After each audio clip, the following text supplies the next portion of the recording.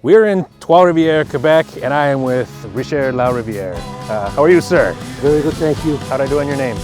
Yeah, for an Englishman, you're good.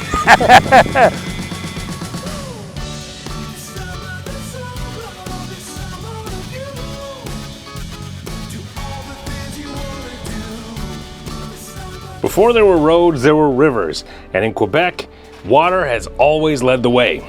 Quebec City, founded in 1608, is one of the oldest permanent European settlements in North America. And of course, like all good things, it began with boats. Samuel de Champlain didn't just found a city, he charted a course for centuries of river-based exploration, trade, and culture. The mighty St. Lawrence isn't just scenic, it's strategic. It connects the Atlantic to the heart of the continent, and the Port of Montreal is still vital. In terms of containers, it's Canada's second busiest port by volume and handles over 35 million tons of cargo per year. It's second only to Vancouver, which handles most Asian shipments, and puts Montreal in the top 5 for all North American container ports. From international freighters to vintage tall ships, the St. Lawrence has carried it all, and still does. And it's really popular for recreational boaters. You might remember last season I took that old boat, the 1994 Monterey 265 SEL, which we bought for $15,000. And the idea was to prove that a starter boat like that could give you a big adventure. Now, you shouldn't bite off more than you can chew, of course. You've got to learn the ropes and get comfortable behind the wheel of your own boat. But I'm a seasoned boater, and I wanted to take what might be someone's first ever boat and show what it's capable of. So I took it from Toronto to Montreal, and then from Montreal down to Manhattan, where Neil deGrasse Tyson joined us as our tour guide of New York Harbor. Is this not in New Jersey? Like, aren't we on the New Jersey side of the water? You want to start a fight here? Okay. When New York City, okay, so Ellis Island. But before continuing down through Lake Champlain and getting to New York City, we took a detour up the Ottawa River to Oka. And to get there, you pass by these really cool waterfront towns like Hudson. And there's a ferry you've got to watch out for if you're heading upriver. Like so much of North America, everything had to be based on the water, because ultimately you had to get back to Europe. In other words, this was the first boat access real estate in Canada, and it's still hyper-focused on the water. I think some of the coolest spots are still on the river. Gatineau, across from Ottawa. And if you run down the river from Gatineau past Oka towards Montreal, you pass through this one lock here, St. Anne de Bellevue, which is one of, if not the busiest single lock in all of Canada. Now, we went through the Chambly Canal, and if you're low enough, you can get under the bridges. 8 feet is the guaranteed max. The bridges don't move anymore, so you're going to want to make sure you are well under that. It's a super cool way if you fit, because you cut right through the heart of the city using the old trade route. But if you're bigger, you're going to take the southern shore around the bottom using the St. Lawrence Seaway. Once you get out of either canal, this is where the water gets pretty busy, so you're going to want to stay alert. Now, it's not going to swamp you, but it's churning water. This is all the water from the Great Lakes working its way to the Atlantic Ocean, after all. And don't forget, you've got that port to deal with. So lots of traffic, lots of tour boats, and lots of recreational boats depending on the time of year. Just go at your own pace and don't go any faster than you're comfortable navigating. And when you arrive, you get the best view of some of the oldest cities in North America. Whether you're in Montreal or Quebec City, the maritime past and connection to the water is evident everywhere. Founded in 1608 by Champlain, Quebec City is the oldest in Canada and the second oldest in North America, behind St. Augustine, Florida. And the old town still lays out the way it did back in the day, with winding streets and cannons as reminders of the past. Now, most people, when they think of Wales, think of the Maritimes or the West Coast. But you can do whale watching tours from Quebec City. And not far down the river, Tadoussac is one of the best whale watching spots in the world. That's because this is where the deep water meets the strong currents and the Arctic giants pass through. It is the place to be, and you can come and see them. Now, if it's big enough for whales, that's a pretty good clue that this is big water. So you gotta be careful. It's widened out a lot from the stretch of the St. Lawrence we were exploring back in Brockville and Cornwall and the Thousand Islands. Even up to Montreal, it's not massively wide, but it's starting to widen and deepen.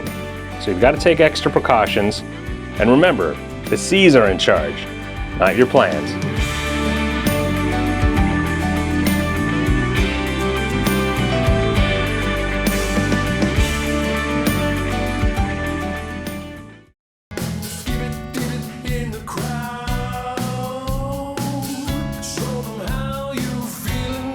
Heading south from the St. Lawrence River, you follow the Richelieu River. And if you want to keep going to reach Lake Champlain, you've got to get through the Chambly Canal, which first opened for navigation in 1843. It runs between the towns of Chambly and Saint-Jean-sur-Richelieu. It's about 19 kilometers long and has 9 locks in total. The first 3 are the flight locks, right here in Chambly.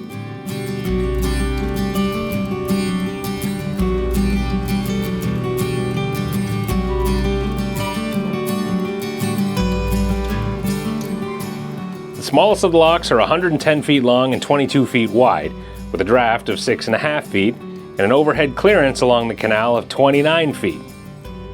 The historic canal is still operated by hand, as are many of the bridges. So the Parks Canada lock staff definitely get a workout.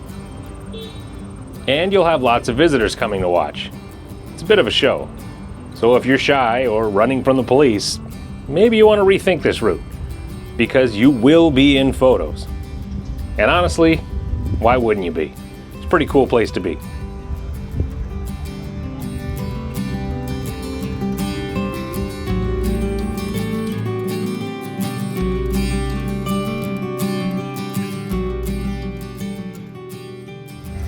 See, when you're boating, your knees sometimes just get baked. Gramps taught me this. So simple, I was frustrated, I didn't think of it myself. Nice work, Cappy. My drying towel isn't bothering you, is it? No, it's not bothering me. What's going on?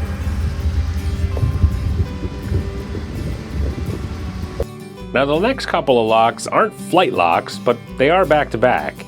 And if we're being honest, it's a little repetitive.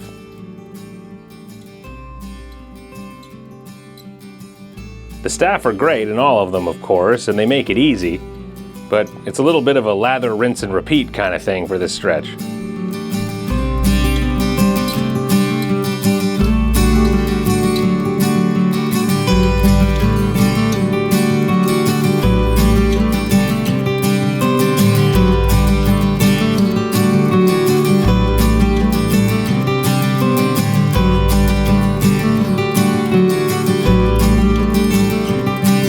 After that first flurry of locks, you've got some bridges and narrow passages to deal with.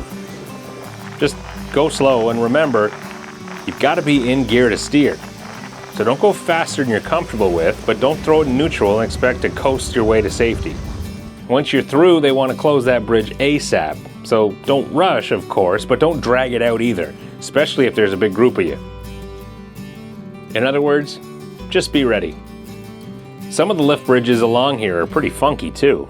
Bonus points to the designers and engineers for keeping these visually and architecturally interesting. In total, you can expect the trip to take about 4 to 5 hours. It can be done in as little as 3 hours, but plan for the longer end. When it was conceived back in the early 1800s, construction began in 1831, the goal was to facilitate trade, because water, just like today, with giant ocean-going freighters, is the most economically sound way to move bulk goods. But since the 1970s, it's been primarily used for recreational boating. 8 locks down on the Chambly Canal, 1 more to go in, I believe, Saint-Jean-sur-Richelieu. But it's, I don't know, like a 15K putt at 10 kilometers an hour. Very cool scenery, by the way. It's really narrow at some sections and all that stuff. It also gives you time, if it's a warm sunny day like today, to dry things like your shower towel. If you're gonna dry it in the sun, you always give your boat a superhero cape.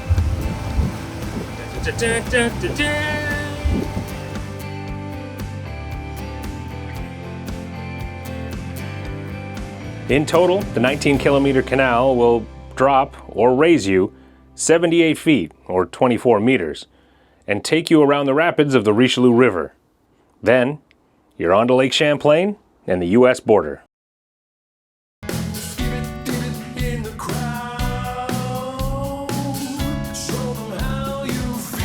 Hey everybody, 60 seconds of safety this week, back in Fernie, BC with my friend Jordan St. Clair. How are you? I'm good. How are you? Living the dream. So, we're by the Elk River. We saw in the episode where we went kayaking, we were going through that.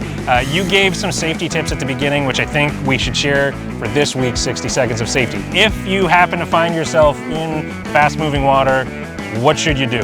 Absolutely. So, being in water, a few things you got to think about are not getting your feet stuck on things on the bottom of the river. There is a lot of debris, rocks, trees, things like that you can't see out there.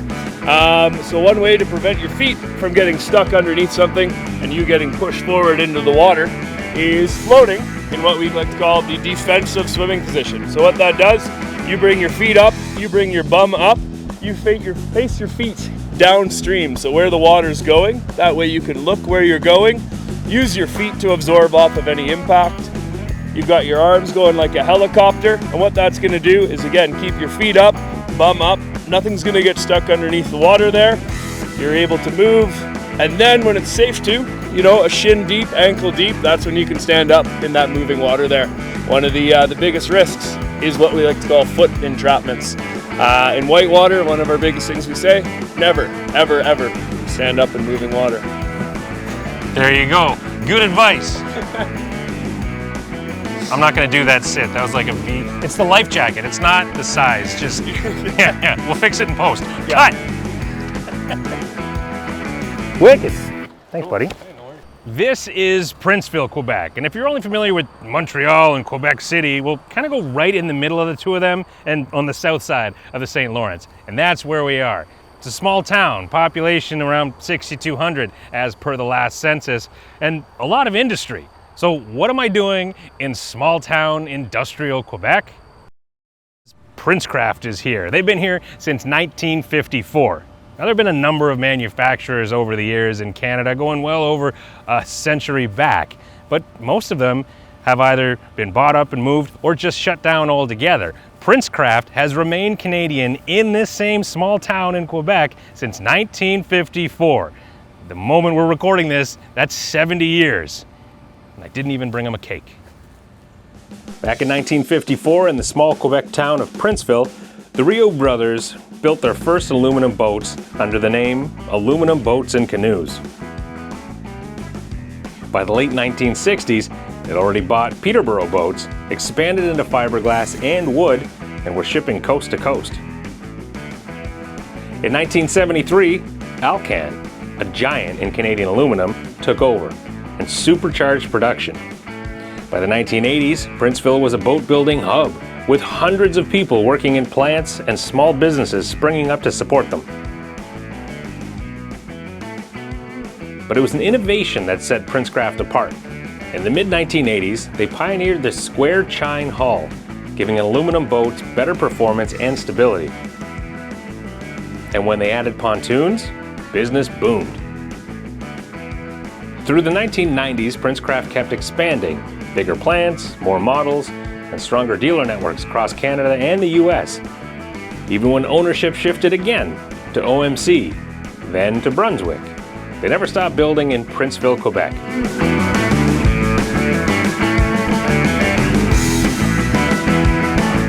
By the 2000s, Princecraft Boats helped Mercury grow its footprint in Canada. And while others downsized or outsourced, Princecraft stayed local, refining hulls, adding tech, and launching electric models right here in Quebec.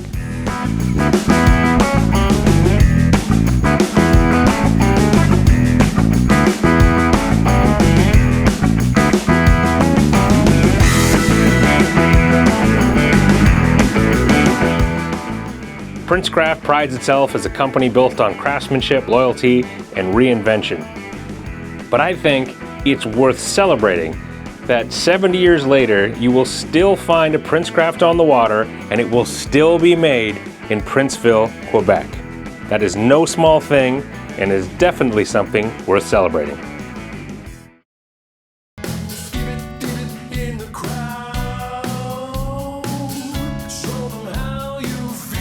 We're in Trois-Rivières, Quebec, and I am with Richard Lariviere. How are you, sir? Very good, thank you. How'd I do on your name? Yeah, for an Englishman, you're good. Je ne parle pas français, and your English is quite good. You're from Montreal, yes? Yes, that's what I do. Okay, so you've been boating a long time. We're walking along the St. Lawrence River. This is big water, but nothing like an ocean. It'll eventually get there. You've been in the ocean. You've sailed across the Atlantic, yes? Yes, 2 times. So tell me about, like, first of all, how big was the vessel you were in when you crossed? My boat is a sailboat, 34 feet inland, 1970, made by Tartan Yacht. And you crossed the Atlantic in that? Yeah. Wow. What was that like? Well, at first it sounds dangerous, I would say. Yeah. But really, it's really easy. It's much easier than to sail on the St. Lawrence River. Really? Yeah, the St. Lawrence River is probably the most difficult waterway in the world because of the tides, the currents, the traffic, the shoals, rocks and everywhere. It's very difficult to navigate. That's true. River. However, when you leave I left from New York City to the Azores in 2012. And once you are set up, your sails is up, you activate the autopilot, and then it goes. There's nothing to run into other than the Azores, I guess. There's no rocks, there is no traffic. So you've got all the training, you've got incredible experiences, 13 months sailing across the ocean a couple times. So then let's fast forward to 2022. Yeah. You've decided, I have an even bigger adventure in mind. You're going to cross the Atlantic solo. Yeah. So about the same trip. Yeah. On the same boat? Same boat. Okay. So you know the boat. You've done it before. Yeah. Not that that matters to the ocean because Poseidon has his own ideas. But tell me about that, because spoiler alert, things don't go well on this one. That's correct. You can cross the ocean on a certain time of the year, June. Okay. In June. The best conditions and currents and things? Okay. So you have to be in New York City in June to cross towards the Azores. So I had to look. And there was a piece of equipment I needed to replace on my boat, but because of this rush, I could not, which is what we call the stays. The stays, the wires that keep the mast up. Right. So I had bought them. I was ready to replace them, but I had no time. I had to go. So I left New York City, June 14, 2022. On the 22nd of June, the backstay broke. And I don't know, I'm a powerboater. I don't know, if it's not a laser, that about taps me out. So watch out, I could go to the Olympics. But can you use the mast if one of the stays is broken, or you're not at all?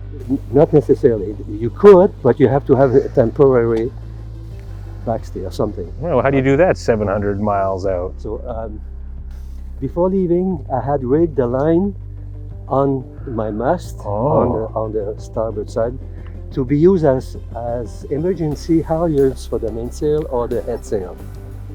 Okay. So these lines were there at the mast ready to be used in case my halyards fail. But never I thought that one of my stays would fail. So as soon as it broke, it produces a noise, bang. Yeah. So I just watch, and then I saw the backstay was gone. So I furled the head sail to relieve pressure on the mast. Then I went to the mast, picked up my temporary halyards, brought it back to the backstay turnbuckle, and then I rigged this temporary backstay. And then I was able to use my mainsail, but at the third reef, which means that the the top of the sail is at half the mast. So that with that little sail, I was able to continue, but not in the direction I intended. I had to go back. I checked. New York City, 700 nautical miles. Halifax, 414 miles. The decision is easy to take. So I turned around. I was heading towards Halifax, but this time with the wind from the back instead of from the front. So it was an easy ride, but slow. Very, very easy, but slow. And it took me a week to get to Halifax. Do you think you're going to try and do the solo crossing again, or is No. that was close enough? 68. So I'm going to spend 2 more winters in the Caribbean, Yeah. and then I will sail it back to Montreal. See, that's how you know you're dealing with a veteran sailor, when the small, easy trip is going all the way down to the Caribbean, because it's, well, you know, we're within shore. So, man, it was a pleasure meeting you, Richard. Yeah, pleasure. Wow. All right. Don't swap stories if you run into this fella. I had a bumpy day on a lake once.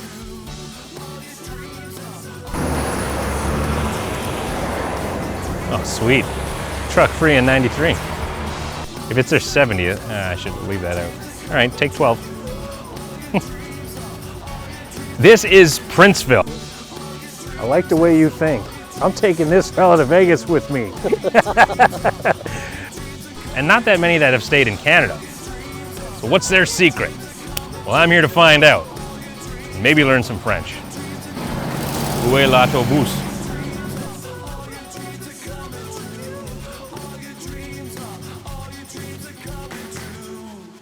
No cars. No cars.